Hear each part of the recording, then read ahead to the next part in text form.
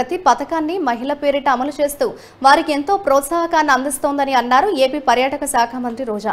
దేశంలో ఎక్కడా లేని విధంగా ₹1 అవినీతి లేకుండా డీబీటీ, నాన్ పీటీ ద్వారా 4,23,000 కోట్ల రూపాయల లబ్ధి చేకూర్చి అందులో మహిళలకే 75% అందించిన ఏకైక మహిళా పక్షపాతి సీఎం జగన్ అని అన్నారు ఆమె.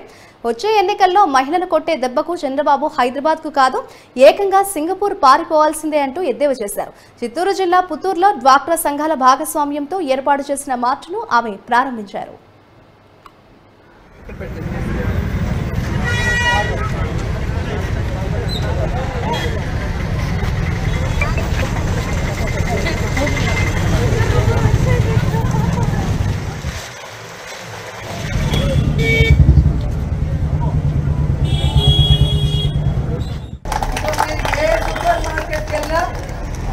దానికన్నా తక్కువ రేట్లు క్వాలిటీతోనే ఇక్కడ అమ్ముతారు. అది మీరే కదా అమ్ముతారు, మీరు కూడా కొనుక్కోవాలి కదా. సో క్వాలిటీనే మెయింటైన్ చేస్తారు కదా. సో ఆ నమ్మకాన్ని అందరికీ కూడా కల్పించాల్సిన బాధ్యత మీకు ఉంది. ఇక్కడ 5 నుంచి 10% వరకు వస్తువుని బట్టి డిస్కౌంట్ ఉంది.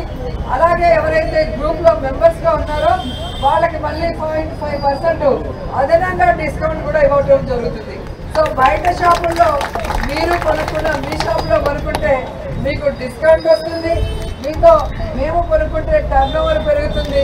మీరు కూడా లాభాలతో పాటు